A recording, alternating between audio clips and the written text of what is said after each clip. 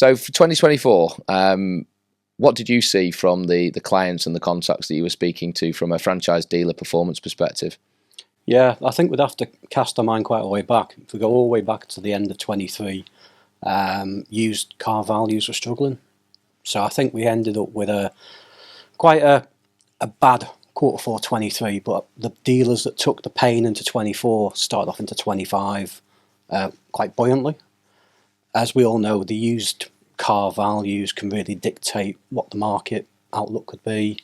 And I think as we came into 24, it became clear that the new retail market wasn't going to be as solid as maybe some had hoped. And I think as we now look back, now that the year-end statistics are finalised, the content of retail sales, which were through channels like Motability or Salary Sacrifice, were probably the reason that year on year new car registrations were up about 2.6%, I think. And I guess there's impacts of EV in there, and we've seen a number of Chinese brands come into the country as well. And I know from the conversations that I've had, there's a lot of people who are sitting back and waiting to make the first move and letting other people make, I guess, mistakes or good moves. I think BYD is probably the one that's progressed most. There still seems to be a real uncertainty around the future of EV, the ZEV mandate dates that the government have put in place, and of course who are going to be the brands to back and the ones not. I think my personal view, for what it's worth, is BYD seem to be stealing the march at the moment. But then I took a call today from a client and hadn't even heard of the brand that they were talking about, that they were considering putting in one of their showrooms. So have you seen it from that point of view?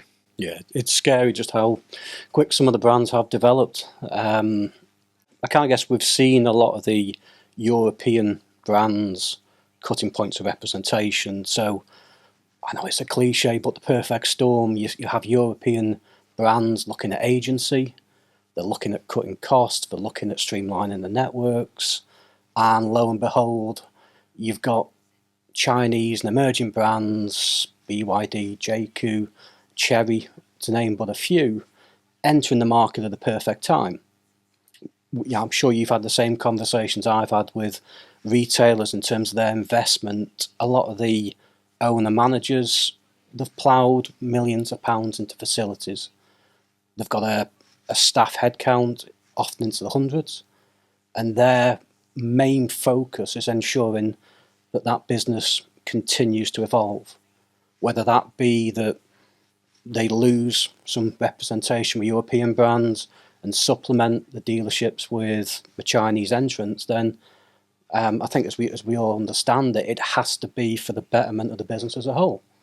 But certainly you'll be having a lot of conversations around people's strategic outlook, whether is it time to grow, is it time to divest? Have there been any sort of common takeaways that you've seen? It's a really tricky market. I think if we look back at 2024, I think the statistics suggest that transactional activity was on a par with previous years. It always seems to be that there's around circa 40 transactions in the franchise retail or automotive retail space per annum, and that's not rooftops. That is kind of businesses changing hands, whether that be a single site or whether that be Pendragon being bought out. I think we were coming to the back end during last year of the kind of grab of the premium businesses. So there has been a definite trend towards the luxury and premium brands being sought after by the consolidators. We've seen a number of BMW businesses being acquired for strong money. We've seen some of the prestige groups being taken out as well. So I think that was an interesting kind of trend that was coming through, despite the profitability of some of those businesses, BMW being specific with some of the challenges that they had ongoing in the background. We then had Mercedes with the agency model that was starting to find its feet during that period. How do you value a business that's going through that?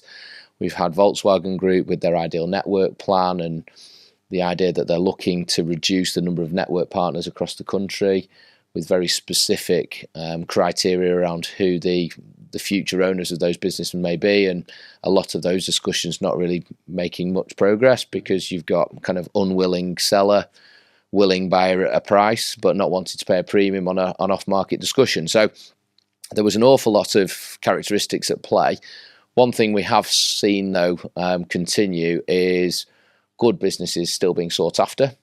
I think we've also started to see, and obviously numbers are being published late now for some 2023 year ends, that there's some kind of scary losses coming through, and how those will look for 2024 when they eventually hit the Companies House register, then who knows. But my gut would tell me that 2024 certainly wasn't a better year than 23 for most people. So if it was a tough year in 23, arguably 24 was probably even tougher still. That's going to be interesting as we move into 2025 with the costs increasing, the volumes coming back into the market from the OEMs, interest rates at a much higher rate. There's a lot of uncertainty out there, and God knows what's going on in the wider world economy with some of the kind of leaders out there making differing decisions and comments as we move from day to day. Yeah, you've covered some real key topics there. You touched on agency. Obviously, it's probably given a bit of uncertainty to the network as well. Certain brands are expecting it to happen. Others are sitting back and watching the effect on others. And certainly, as we came into 24, everybody was geared up to do the push to sort of zero EV sort of net output. The EV focus for a lot of new car manufacturers ramped up, but unfortunately that was against the backdrop of residual value slipping away. So you've got this push to market of the new product, but the nearly new product is struggling when it comes to sort of retail and reselling. And I think that, for me, alongside the interest cost, given we've had a full year at probably a slightly higher rate than the industry's had for a while, you end up with an impact to gross profit. You end up with perhaps some of the costs that we managed to get out during COVID starting to creep back in.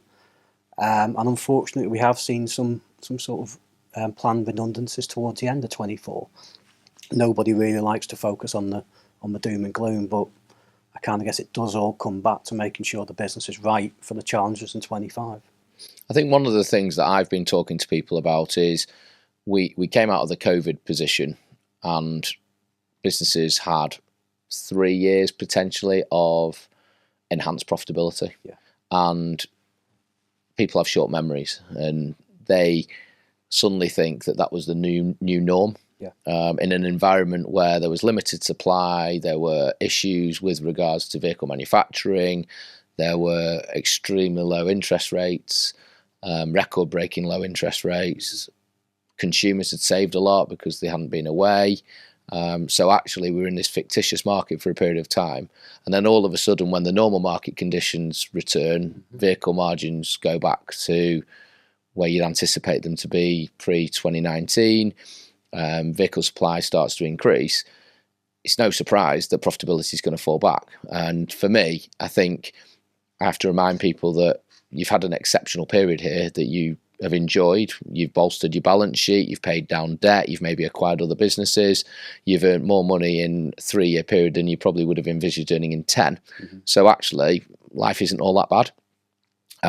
So when that then goes into a strategic conversation around go or grow or whatever it might be from a longer term perspective, quite a few people are actually kind of stepping back from it and thinking, do you know what, I have earned 10 years profit in 3 years. It is getting a bit tougher, and therefore I've got more modest price expectations when it comes to an exit. That's obviously helpful from a buyer's point of view, but to offset that, we are seeing in certain circumstances where there is a desirable asset, valuation still holding up and goodwill multiples still being very strong. So it's a really hard market. There's definitely more of an art than a science to valuation of these businesses at the moment. We've probably sold over 250 businesses as a team, and you still have to scratch your head when you look at some of these and think, how do we actually get to what would be deemed fair value? And I suppose that kind of links into the latter part of 2024, where we are working on some mandates that haven't yet concluded, where you sign up one and you expect there to be a massive appetite from all the obvious parties, and that the price will hopefully kind of take itself to a higher level, and you'll be able to deliver a record-breaking transaction. And actually, it's quite hard to get some traction with that. Then the next business you're working with, that might be a long-established, very well-run, smaller business that the family are all integral to, therefore a buyer would be a little bit more nervous around continuity of profit and how you're going to keep driving that performance forward, staff churn, impact of change. And then you've got three people fighting for it, and it's so hard to predict where the market's going at the moment. Exciting and still plenty going on,